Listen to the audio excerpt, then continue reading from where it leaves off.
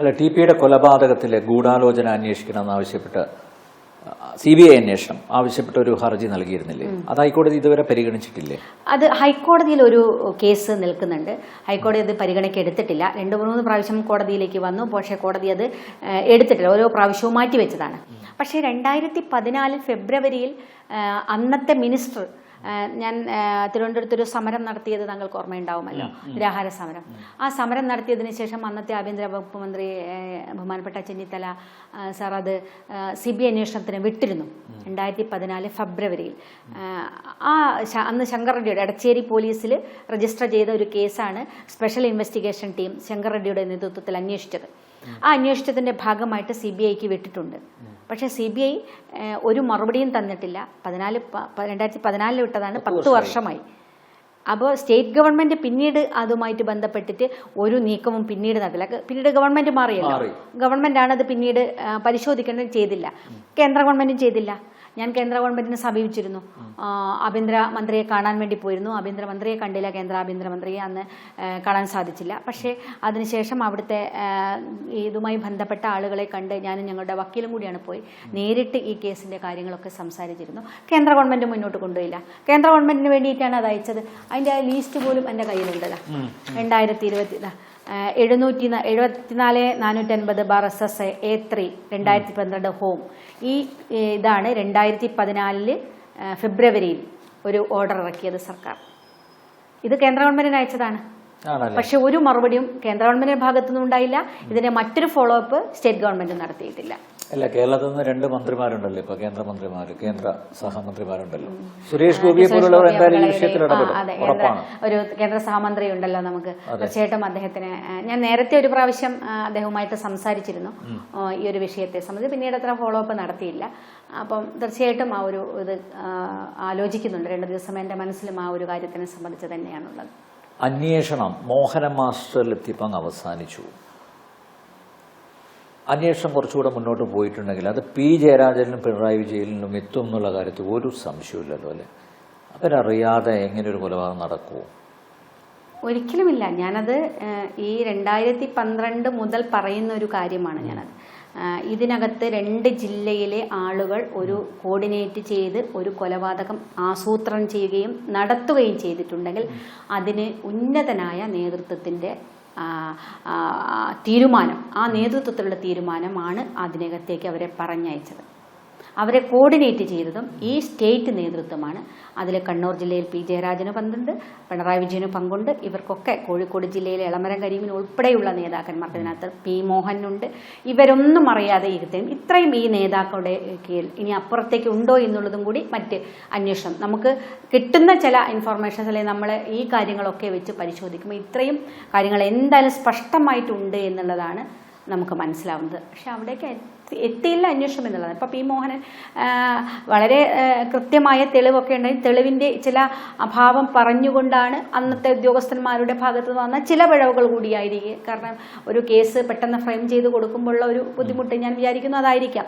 ആ തെളിവിലുള്ള ഒരു ചെറിയൊരു അപാകതം പറഞ്ഞുകൊണ്ടാണ് മോഹനനെ നേരിയ ഇതിൻ്റെ ഭാഗമായിട്ടാണ് വിട്ടയക്കുന്നൊരു സാഹചര്യം ഉണ്ടായത്. പക്ഷേ അത് ഹൈക്കോടതിയിൽ, സുപ്രീം കോടതിയിൽ പോയാൽ തെളിയിക്കാൻ കഴിയുമെന്ന വിശ്വാസം ഇപ്പോഴും എൻ്റെ അടുത്തുണ്ട്. അതുകൊണ്ട് മോഹൻ അങ്ങനെ രക്ഷപ്പെട്ടു പോയി എന്നൊന്നും വിശ്വസിക്കാൻ സാധിക്കില്ല. മോഹൻ ഇതിനകത്ത് ഒരു പ്രധാന കണ്ണിയാണ്. ആ CBI അന്വേഷണത്തിൽ അന്ന് പറയുന്ന ഏറ്റവും പ്രധാനപ്പെട്ട കാര്യം എന്താണെന്ന് പറയാം, ഓർഡറിൽ പറയുന്നത് ഇതിനകത്ത് ഫണ്ടിങ് ഫയാസ് എന്ന് പറയുന്ന ഒരു കള്ളക്കടത്ത്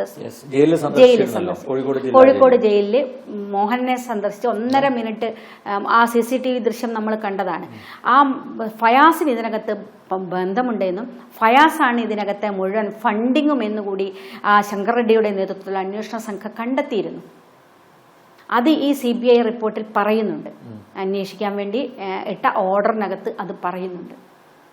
ചെറിയ കാര്യമല്ല, അതും കൂടി അന്വേഷിക്കേണ്ട. ഇതൊക്കെ നമുക്ക് കുറച്ചായിട്ട് ഈ സംഗതികളൊക്കെ നമ്മുടെ കയ്യിലേക്ക് വന്നു ചേരുന്നത്.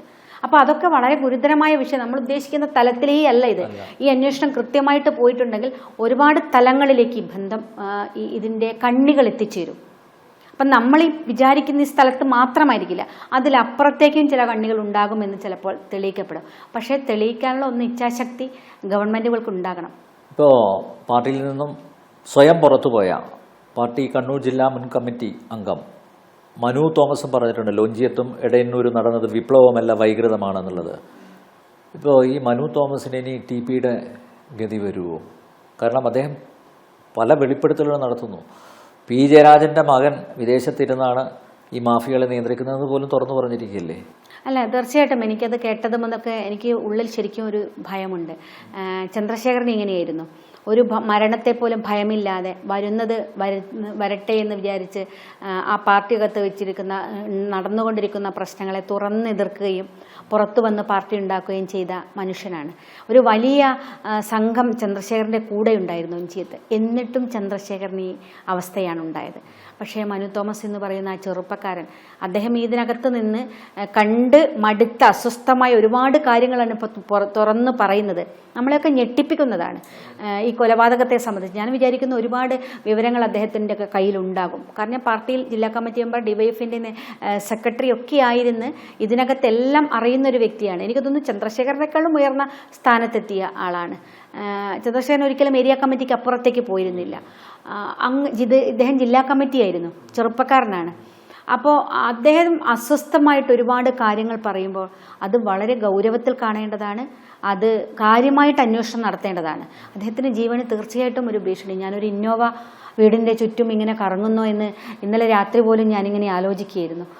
കാരണം ഇവരെന്തും ചെയ്യാൻ മടിക്കാത്ത ആളുകളാണ്. അവർക്കെതിരെ സംസാരിക്കുന്നവരെ എങ്ങനെയും ഇല്ലാതാക്കുക എന്ന ഒരു തീരുമാനം എല്ലാവരും അങ്ങനെയാണെന്ന് ഞാൻ പറയില്ല. പാർട്ടി മൊത്തം അങ്ങനെയാണെന്ന് ഒരു അഭിപ്രായം എനിക്കില്ല.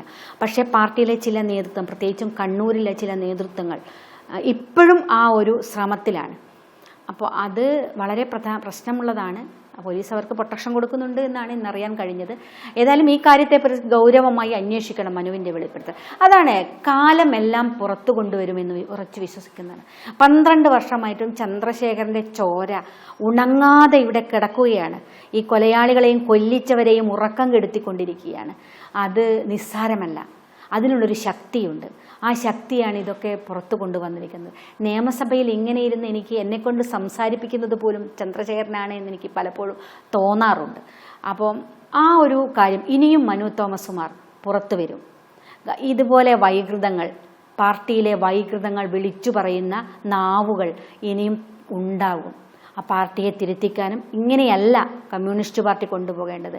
ജീവൻ കൊടുത്ത്, ചോര കൊടുത്ത്, എല്ലാം പാർട്ടിക്ക് വേണ്ടി ഒഴിഞ്ഞു വെച്ച നിസ്വാർത്ഥരായ നിരവധി കമ്മ്യൂണിസ്റ്റുകാരുടെ ചോരയാണ് ഈ പ്രസ്ഥാനം. അവർ വളർത്തിക്കൊണ്ടുവന്നതാണ്. ഒരു പ്രതീക്ഷയാണ് നാടിൻ്റെ കമ്മ്യൂണിസ്റ്റ് പാർട്ടി എന്ന് പറയുന്നത്. കമ്മ്യൂണിസം എന്ന് പറയുന്നത് ആ പ്രതീക്ഷയാണ്. ആ പ്രതീക്ഷയാണ് ചില നേതാക്കന്മാർ തകർത്തുകൊണ്ടിരിക്കുന്നത്. അത് പുറത്തു വരും. ഇവരുടെയൊക്കെ മുഖംമൂടികൾ അഴിഞ്ഞു വീഴുന്നൊരു സമയം വരും, ഒരു സംശയം വേണ്ട. എന്തായാലും ആ ദിവസത്തിനായി കാത്തിരിക്കാം. തീർച്ചയായിട്ടും. വളരെയധികം നന്ദി മറുപടിയിൽ പങ്കെടുത്തത്.